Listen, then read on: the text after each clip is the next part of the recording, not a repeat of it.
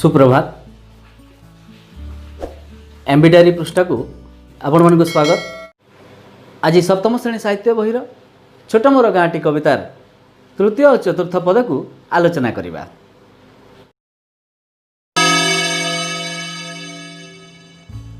ताहारी जल रकत होई शिरारे बहे जेसन नई, निश्वासे मोर ताहारी वायु चलाए प्राण नाहाटी। छोट मोर गाँटी, छोट मोर गाँटी। ताहारी फूल सागुआ लता कंठे मोर देला जे कथा, आखिरे देला चाहाणी नुआ फगुण उषा पाहांती। छोट मोर गाँटी, छोट मोर गाँटी। भूगोल पोथी पतरे पछे नथाउ तार नाटी। छोट मोर गाँटी, छोट मोर गाँटी।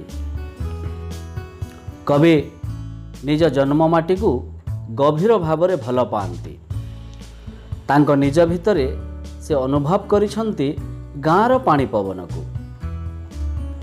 निज जन्ममाटीर जल तांको देहरे प्रतिटी शिरा प्रशिरारे रक्त होई प्रवाहित हेउछि।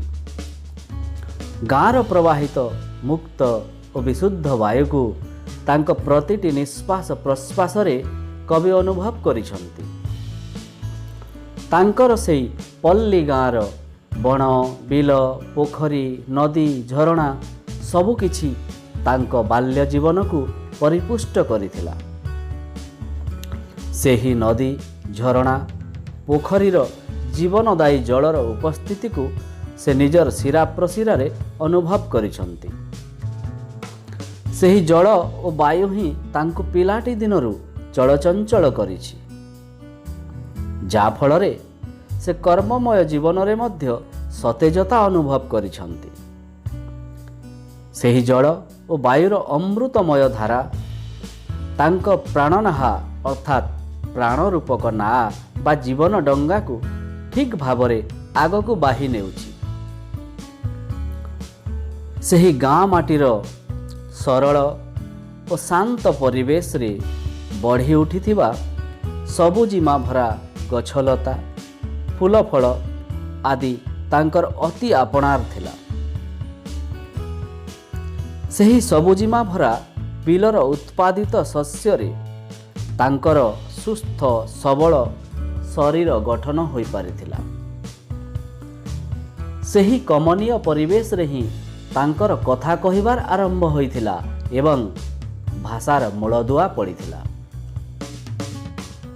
कोमल ओठर सेही चुना चुना हस और कंठर मधुर भाषा तांको जीवन पथरे आगेई नेबारे सहायक होइथिला। पाहांतिया सकाळर सूर्योदयर लाल किरण एवं सूर्यास्तर सुनेली दृश्यराजी तांको आखिरे नुआ चाहाणी भरी देउथिला। एठारे फगुणर कथा कही निज पल्ली गाँरे बसंत ऋतुर प्राकृतिक सौंदर्य को कवि स्मरण करिछंती। वास्तव रे कवि निज गाँर प्राकृतिक सौंदर्य समूह को स्मरण करने सहित जीवनर शेष मुहूर्त पर्यंत निजर छाती भितरे जीवंत करी साइती रखिछंती। तेबे ए थिला तृतीय और चतुर्थ पदर सारमर्म आलोचना। यह पर शेष तीन पद को आमे परवर्ती अर्थात शेष अध्याय रे आलोचना करिबा। जदि वीडियोटी भल लगिला वीडियोटी को लाइक और शेयर करने सहित निजर मतामत कमेंट बॉक्स रे दियंतु।